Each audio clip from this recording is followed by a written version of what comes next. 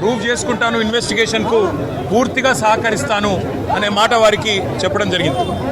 అయితే నాకు ఎక్కడ ఇబ్బంది అనిపిస్తున్నది అంటే ఇంతమంది నాయకులు, ఇంతమంది పోలీసులు, ఇన్ని విచారణ సంస్థలు, ఇవాళ ఉదయం పేపర్లు కూడా చూసిన ఈ విచారణకి దాదాపుగా 5 నుంచి 10 కోట్ల రూపాయలు ఖర్చు అవుతుంది అని ఇవాళ ఉదయమే పేపర్లో చూసిన. అందుకే ముఖ్యమంత్రి రేవంత్ రెడ్డికి నేను ఒక మాట చెప్పదలుచుకున్నా.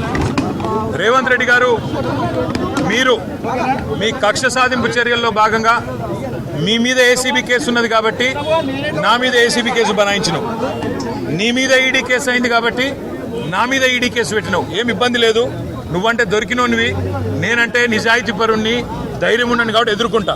కానీ ఈ 5 కోట్లు 10 కోట్లు ప్రజాధనం ఏదైతే వృధా అవుతున్నదో ఆ 10 కోట్ల రూపాయలతో బ్రహ్మాండంగా ఇంకొక 500 మంది రైతులకు రుణమాఫీ చేయొచ్చు. ఆ 10 కోట్ల రూపాయలతో దాదాపు 2500 మంది పెద్ద మనుషులకు పెన్షన్లు ఇవ్వచ్చు. అందుకే రేవంత్ రెడ్డి గారికి నేను ఒక ఆఫర్ ఇస్తా ఉన్నా. రేవంత్ రెడ్డి గారు, నీకు నిజాయితీ ఉంటే, నీకు ధైర్యం ఉంటే ఒక పని చేద్దాం. నేను తయారుగా ఉన్నా, నువ్వు ముందుకు రా, జడ్జి గారు ముందు కూర్చుందాం. ఏసీబీ జడ్జి అయినా, హైకోర్టు న్యాయమూర్తి గారైనా, లేదా మీకు ఇష్టమైన న్యాయమూర్తి ఎవరి ముందైనా కూర్చుందాం. మీ మీద ఏసీబీ కేసు ఉంది, నా మీద ఏసీబీ కేసు ఉంది. నీ మీద ఈడీ ఛార్జ్ షీట్ చేసింది, నా మీద ఈడీ విచారణ జరుగుతున్నది. మీరు మొత్తం ఈ టీవీలు అన్నీ ఉన్నాయి కదా, మొత్తం మీడియా ఉంది కదా, లైవ్ టీవీ పెట్టండి. నేను రేవంత్ రెడ్డి గారు ఇద్దరం కూర్చుంటాం న్యాయమూర్తి ముంగట. మీరు ఏ ప్రశ్నను అడగండి కేసుకు సంబంధించి, ఆయన కేసు నా కేసు. ఇద్దరికి లై డిటెక్టర్ పరీక్ష పెట్టండి, ఇద్దరికి కూడా లై డిటెక్టర్ పరీక్ష పెట్టండి. మొత్తం రాష్ట్ర ప్రజలందరూ చూస్తుండగా ఒక 50 లక్షలు 20 లక్షల రూపాయలు ఒడిచిపోతుంది. లేకపోతే ఈ 10 కోట్ల రూపాయలతోని అనవసరంగా ప్రజాధనం దుర్వినియోగం అయ్యే విధంగా, ఇంతమంది ఉన్నతాధికారుల టైం వేస్ట్ అయ్యే విధంగా, ఇంతమంది మీడియా సంస్థల టైం వేస్ట్ అయ్యే విధంగా ఈ కక్ష సాధింపు విచారణ మంచిది కాదు. నేను రెడీగా ఉన్న రేవంత్ రెడ్డి, నీకు ధైర్యం ఉంటే ముందుకు రా. నీ జూబ్లీహిల్స్ ప్యాలెస్లో అయినా సరే, లేదా న్యాయమూర్తి ఇంట్లో అయినా సరే, ఏసీబీ న్యాయమూర్తి ఇంట్లో అయినా సరే, కోర్టులో అయినా సరే, లేదా ఈడీ ఆఫీస్లో అయినా సరే, ఎక్కడైనా నేను లై డిటెక్టర్ పరీక్షకు సిద్ధం. నువ్వు కూడా రా, ఇద్దరం కూర్చుందాం. దొంగెవరో, ఎవరేందో, ఎవరి నిజాయితీ ఏందో రాష్ట్రం మొత్తం చూస్తుంది. నీకు ధైర్యం ఉంటే వెంటనే నిర్ణయం తీసుకో. డేట్ నువ్వే చెప్పు, టైం నువ్వే చెప్పు, ప్లేస్ నువ్వే చెప్పు, నేను వస్తా. నిజాయితీగా నా చేయిస్తా. నువ్వు లై డిటెక్టర్ పరీక్ష పెట్టి నువ్వు కూడా పెట్టుకొని కూర్చో. ఎవరు ఏందో రాష్ట్ర ప్రజలకు తేలుతుంది.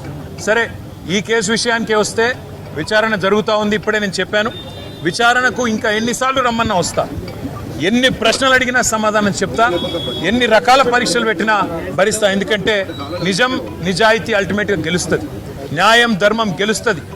హైకోర్టులు ఉన్నాయి, సుప్రీంకోర్టులు ఉన్నాయి, లోకల్ కోర్ట్స్ ఉన్నాయి. న్యాయమూర్తుల మీద విశ్వాసం మాకుంది. ముమ్మాటికి ఈరోజు కాకపోతే ఇంకో 4 రోజులకు వాస్తవాలు ప్రజలకు తెలుస్తాయి. తప్పకుండా న్యాయం గెలుస్తుందనే విశ్వాసం నాకుంది. మాకు ఇవాళ ఇక్కడ ఇంతమంది వచ్చి సహకరించిన మా మిత్రులు, మా పార్టీ నాయకులు, మా కార్యకర్తలు, మా మీడియా మిత్రులు అందరికి హృదయపూర్వకంగా ధన్యవాదాలు. మనం తప్పు చేయలేదు, తప్పు చేయబోము. ఎట్టి పరిస్థితుల్లో ఇంత అరపైసా అవినీతి కూడా జరగలేదు. అదే మాట 8 గంటలు వాళ్ళు అడిగినా, అదే మాట చెప్పినా, తప్పు చేసింటే రుజువు చేయండి, ఏ శిక్ష వేసినా సిద్ధమని చెప్పి కూడా వారికి చెప్పిన. All I've said to the Enforcement Directorate today is that I will cooperate fully. I'll cooperate wholeheartedly. I'll cooperate fully. However many times they call me, however many times they summon me, I am going to be there. And whatever the kind of information they want from me, I am happy to give them. But I've asked the same question to ACB. I've asked the same question to ED as well. Where is the case here? Where is the case here? यहाँ से अगर 1 पैसा गया कहीं तो उस 1 पैसे का अकाउंट दूसरे तरफ है, तो इसमें फ्रॉड कहाँ है, करप्शन कहाँ है? मनी अगर सब महफूज है तो लॉन्ड्रिंग कहाँ हुआ है, मनी लॉन्ड्रिंग कहाँ से आता है? मैंने यही सवाल ACB से पूछा, ED से भी पूछा.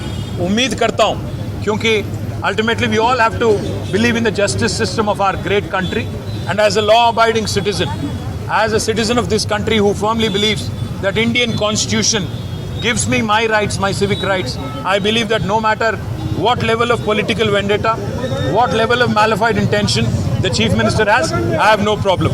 But I do have one offer to give to the Chief Minister of Telangana.